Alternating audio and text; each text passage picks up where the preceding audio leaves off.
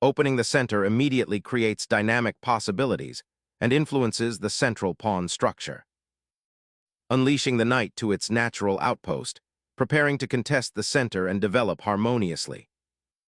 Immediately challenging the center, c4 asserts authority and prepares to contest central control.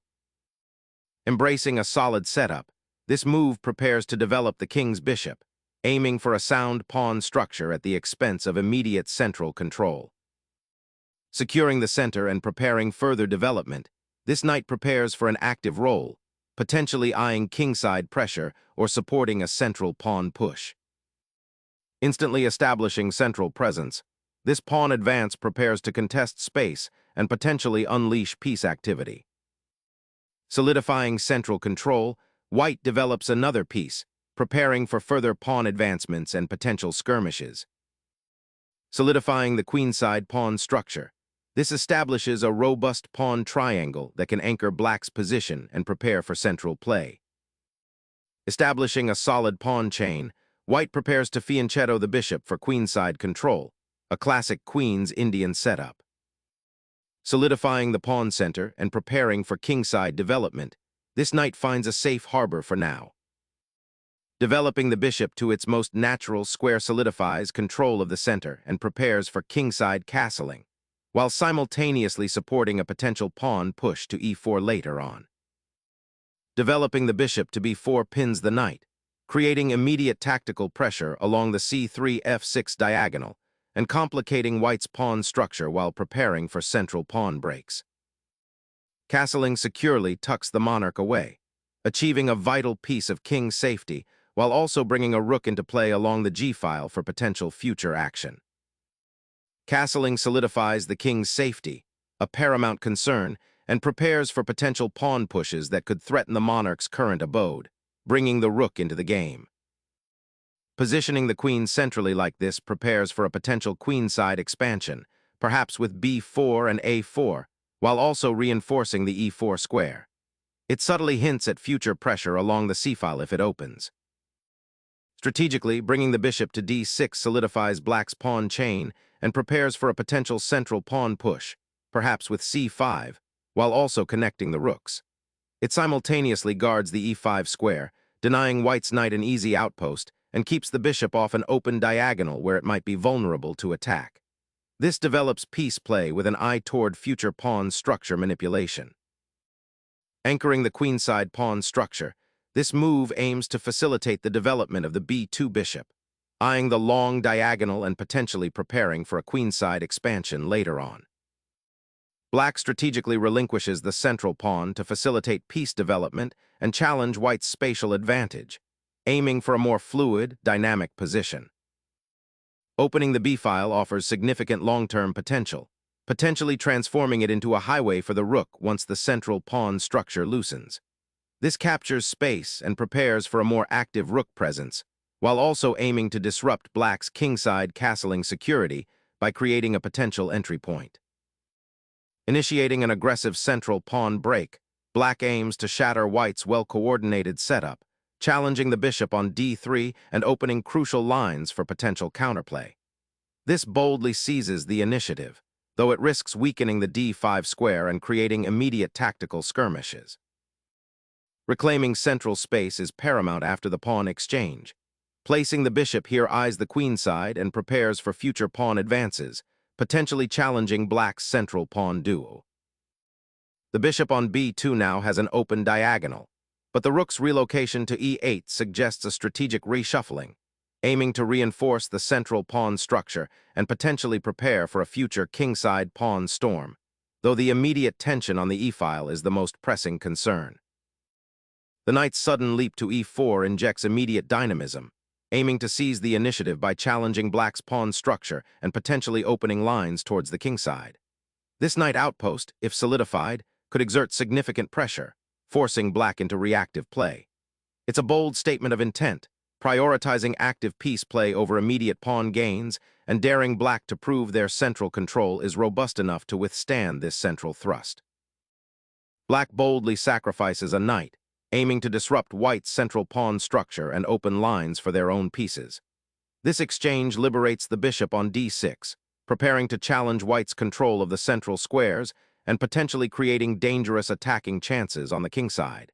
It's a dynamic decision, signaling black's intent to seize the initiative rather than passively defend.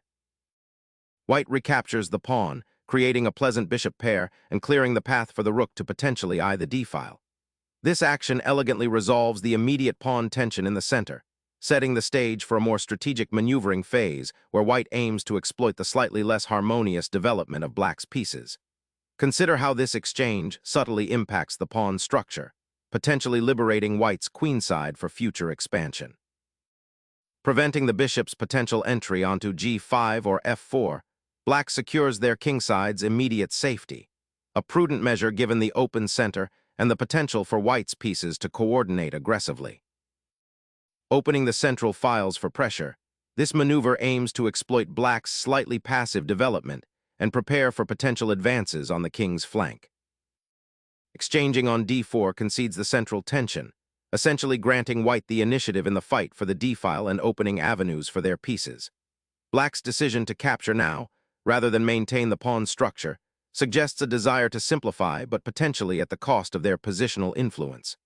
This immediately puts pressure on black to find active piece play, as their pawn majority on the queenside might become a target for white's rooks once the d-file is firmly controlled.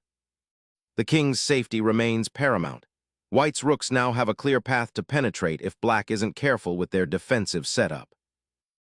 Unleashing a bishop sacrifice, white aims to disrupt black's pawn structure and potentially expose the king by forcing a capture on the h7 square, creating tactical possibilities on the open g-file.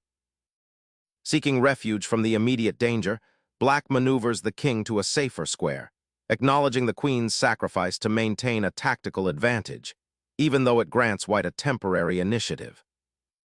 Reclaiming the open file with the rook signals white's intent to aggressively exploit black's temporarily exposed king and the loose pawn on c6.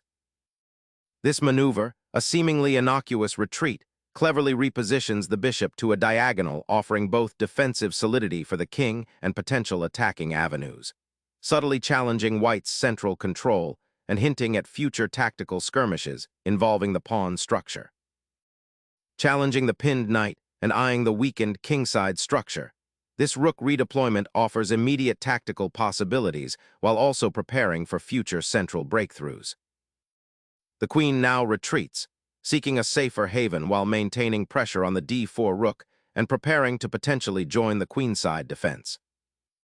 Unleashing the rook to its full potential on the 7th rank, white seeks to dominate the open file and exert pressure, though it momentarily abandons the defense of the king's pawn. Black seeks to dislodge the dominant knight from e4 and potentially establish more central influence with the queen, though the immediate benefit is limited given white's control of the open d-file and the potential for further cavalry maneuvers. Unleashing a surprising pawn storm towards the black king, white initiates an aggressive kingside offensive, aiming to dismantle black's defensive pawn shield. The rook now eyeballs the king's sanctuary, threatening to exploit any weakness in the pawn structure that has been so carefully constructed. This bold advance injects immediate tactical tension and demands a precise response from black, who must decide whether to reinforce their king or try to counterattack on the queenside. Challenging the powerful rook on the h-file, this advance fundamentally alters the pawn structure and aims to dislodge the aggressive attacker, though it potentially weakens the kingside by creating a backward pawn on f6. Gaining a pawn in this position via the sacrifice is an ambitious gambit, aiming to exploit the weakened dark squares around black's king and potentially create an unstoppable passed pawn.